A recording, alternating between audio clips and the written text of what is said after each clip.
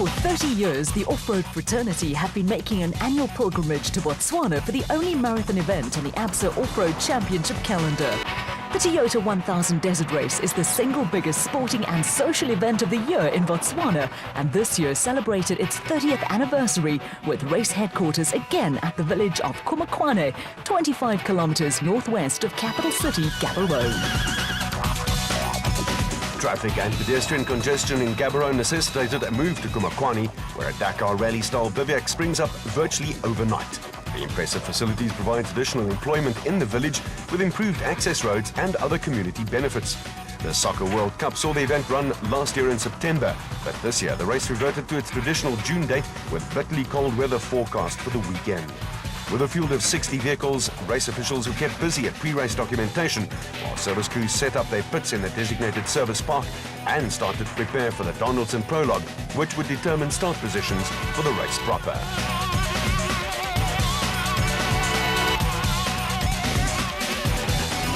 Without a win on the desert race since 1999, Toyota were hoping to end the drought with a win on the Atlas Copco 400 in KwaZulu-Natal, a boost for their three-time winner Duncan Force and Rob Howie.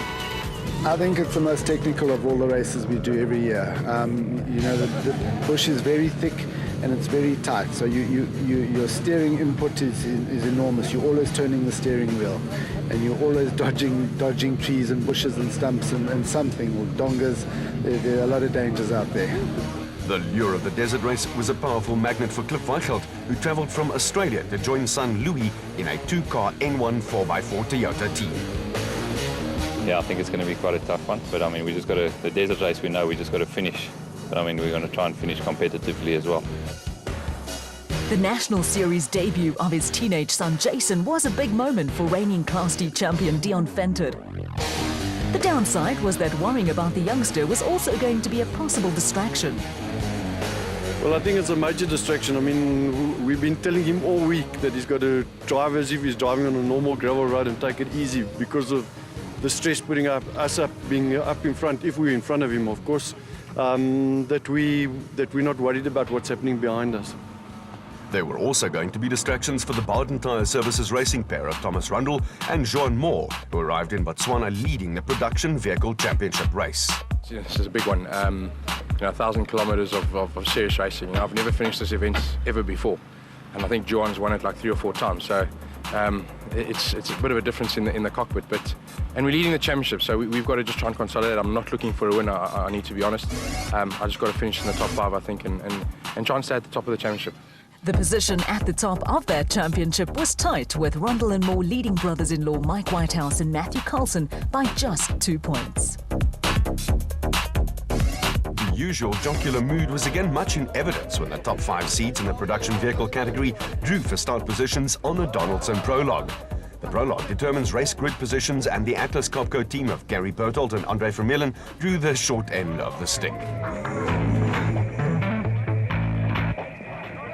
Unfortunately, the buckies are first off today, so we were clearing the road and see what's in front of us. I don't think the Prologue is that a big problem because it's such a long race, the desert race. You just want to have a clear run in the Prologue. You don't worry about really winning the Prologue. If you're up in the top 5, end of the Prologue, Saturday, Sunday, it's very long distances you have to go. The prologue was 58 kilometers in length, with the route running northwest from Kumakwane towards Molopololi and back to the start via Khatla. The route was slightly shorter than last year and included bush terrain, river crossings and thick sand. As the minutes to the start of the Donaldson Prologue ticked away, a chilly wind saw to it that the race enthusiasts were warmly dressed. Well, most of them. The Botswana people love their motorsport, and a good-sized crowd for a Friday workday had gathered at the start, with the Atlas Copco Toyota Hilux of Gary Bertolt and Andre Vermeulen the first car to be flagged away. The Botswana faithful have adopted Hannes Grobler as their favourite son, and there was a special cheer for the veteran Grobler and Henny ter Steege as last year's winners as they set off in the diesel-powered RFS BMW X3. The third car away was the Team Castle Toyota Hilux of Duncan Foss and Rob Howie, but it was teammates Anthony Taylor and Chris Birkin who were to steal the prologue thunder.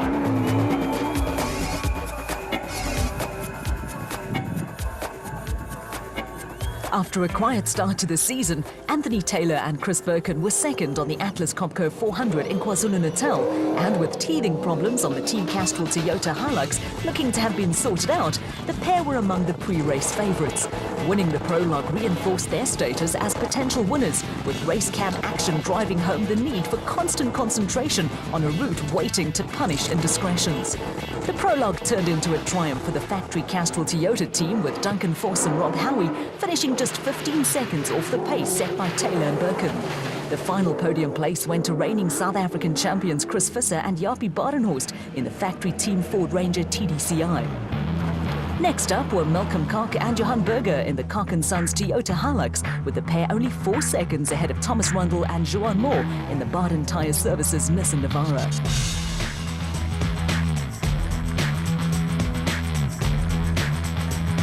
With a tenuous 2-point lead at the top of the production vehicle championship, the Baden crew needed a good result on an event Rundle has never finished. By contrast, Hannes Grobler won the desert race 6 times, with the RFS BMW X3 posting the 6th fastest time. The versatile Grobler's first Toyota desert race win goes all the way back to 1986, and he's won South African championships in off-road, rallying and circuit racing. Ter Steege is also highly experienced, although his lone desert race victory was last year with Grobler, when the pair gave the RFS BMW a maiden race win. Teamwork is an essential ingredient for off-road racing success, and Grobler and Ter Steege dovetail perfectly in the car.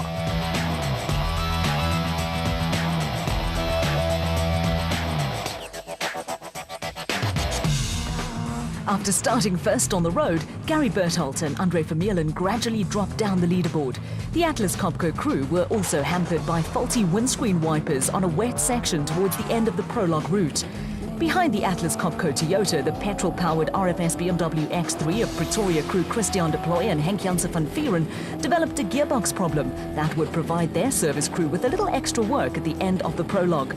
The new RFS BMW was having only its 3rd competitive outing after having made its debut on the 2nd event of the championship, and de Plooy and van Vieren ended up a few seconds short of 2 minutes behind the leaders. Young and old spectators popped up all along the prologue route with flags and caps prized possessions. Veteran Northwest crew Jannie Visser and Joks Leroux are former Class E champions and produced another steady drive to break into the top 10 in the international Toyota Hilux. The Botswana outing was also important for the Regent Racing Nissan Navara pair of Mike Whitehouse and Matthew Carlson, who were just 2 points behind championship leaders Thomas Rundle and Johan Moore.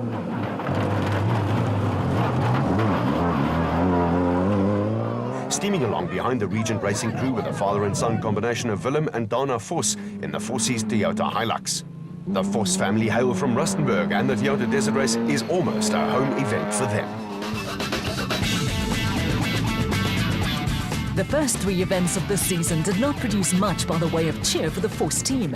They picked up 3 non-finishes in a row, but no problems for the pair on the prologue was an encouraging sign, and they ended up just outside the top 10. The pair were 11th fastest among the production vehicles and trailed Mike Whitehouse and Matthew Carlson by 34 seconds.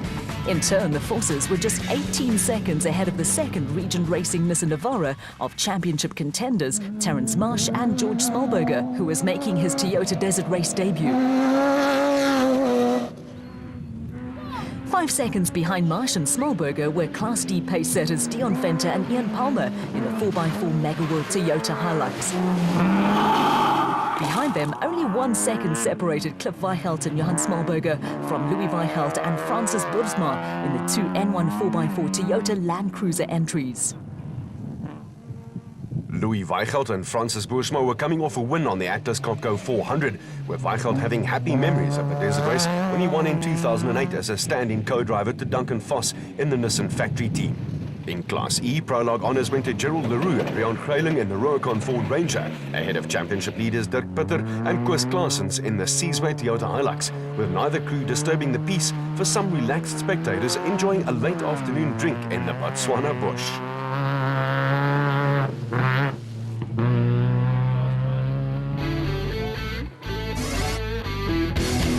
Back at the Kumakwane race headquarters, service crews were being called on to deal with major or minor repairs after the prologue. In the Toyota pits, team principal Glenn Hall was a happy man.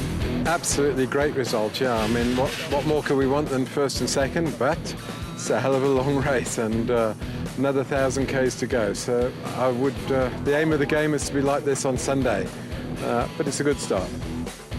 The last time Ford won the desert race was in 2001, but after a solid third place for reigning South African champions Chris Visser and Japie Badenhorst, there was an air of confidence in their camp. I think we're there for a good result. We must have a good result for the team as well. I think to put the morale for the team up, I'm sure we'll have a good event.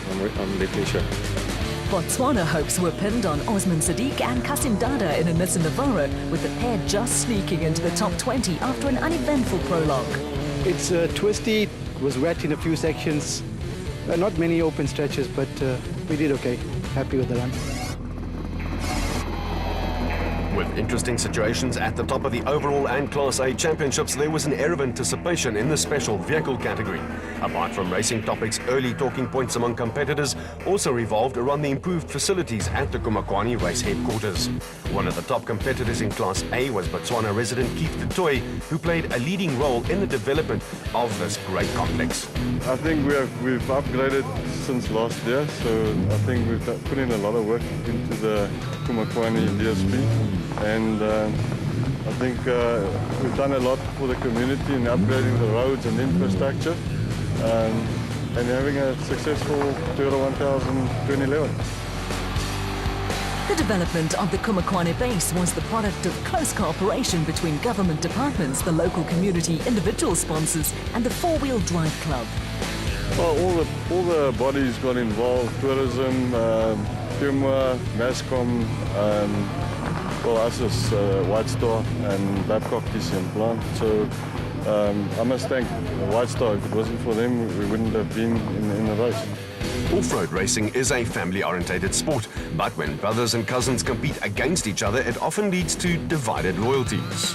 It's actually nice for my mom. It's a feeling because she, you know, there's two sons and both of us want to be there. And yeah, but it's nice to be there with Kali and Quentin. And it's a nice feeling.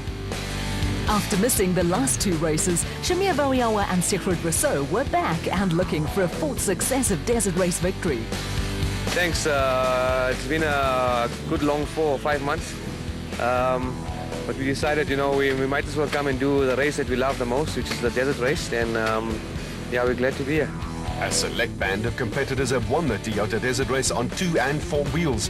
Springbok Graham McLaughlin won twice on a motorcycle in the 90s and was making his 4-wheel debut. I've been waiting for 20 years to race a car at the Desert Race, and it's like a dream come true. I'm walking around here and I actually have to pinch myself and think that, well, here I am. We have a car that's ready. It's a very competitive car. It's the old Chipek car. So we're ready to have, I'm going to just enjoy myself. I'm going to go as fast as I can, safely, and really just enjoy myself. 2 Sewald father and son teams were locked together at the top of the Special Vehicle Championship, with Mick and Ryan Harper just 2 points in arrears. The 3 teams were tied in the Class A stakes and the scene was set for drama.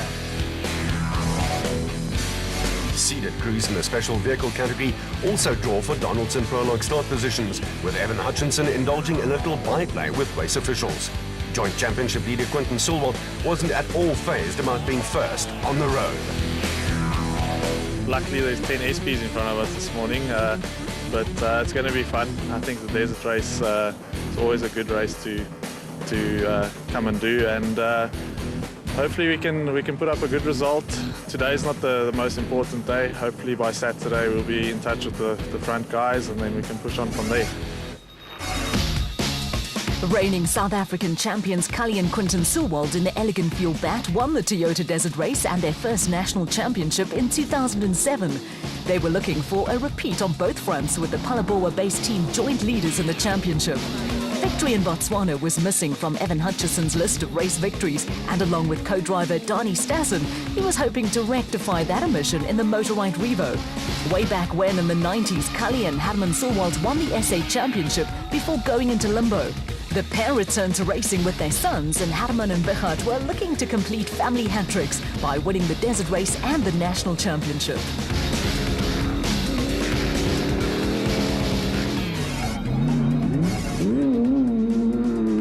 After a dodgy start to the season, Evan Hutchison and Donnie Stassen found some form in the Atlas Copco 400. The trend continued when the pair put together a workmanlike display to take the honours on the Donaldson Prologue. For their part, elegant fuel pair Cully and Quinton Silwald struggled with a broken stabiliser bar that affected the bat's handling. Despite that handicap, the pair were only 38 seconds behind Hutchison and Stassen. It was also a good day for the Motorrad team, with Nick and Ryan Harper third fastest in the back, with the pair just over a minute behind the leaders. Behind the Motorrad car, Herman and Wichert Sulwald were getting an early taste of the suspension problems that would have plagued them throughout the weekend. The loose sand that characterises the desert race route made the going even tougher for the Sulwald pair, who 2 years ago spent a chilly night in the bush after breaking down in the middle of absolutely nowhere.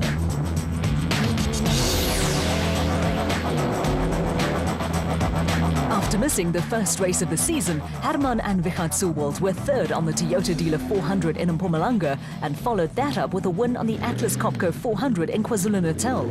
It was a win that took them to joint top of the overall championship alongside brother Cully and cousin Quinton, and one that set the scene for a showdown in Botswana. An enterprising camera position saw some expensive equipment covered in mud, while their best prologue performance in some time took colourful Jimmy Zaus and Stefan Kutsia into the top 5 in the Cobalt Racing Porter. There was a slender 14-second gap between the Porter and 2000 Desert Race winner Mark Corbett and Rudy Balzar in the Century Racing CR4.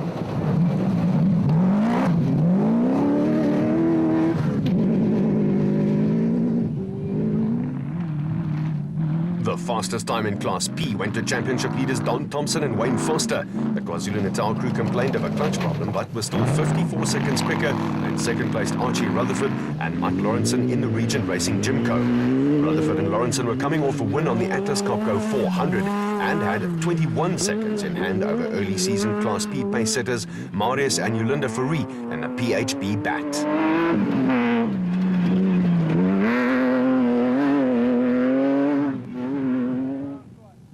A comfortable seat in a tree is as good a place as any to watch desert race action, with Class B winners Kutsia and Sandra Labuskaghni cutting it fine in the Race Sonic Zarko.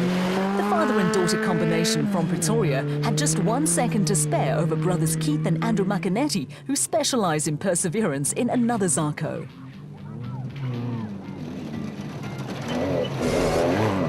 As was the case with their production vehicle counterparts, special vehicle service crews were kept busy at the end of the prologue. The attrition rate was surprisingly low for a Toyota 1000 Desert Race, with KZN crew Clint Gibson and Gary Campbell the major casualties with terminal engine failure.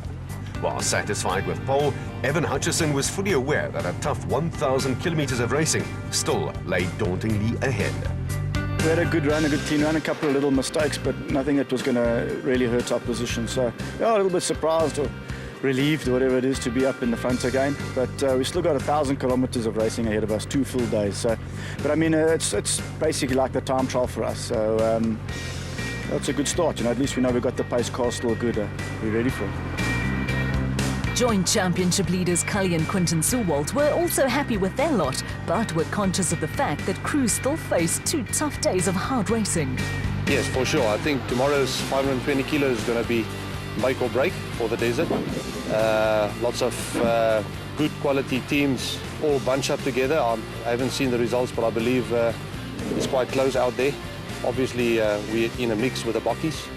But yes, it's going to be close tomorrow and we're looking forward to it. With the sun setting over Botswana, a roaring fire was an absolute necessity for those intrepid souls who opted for a camp tent rather than a snug hotel room. We raise our glasses.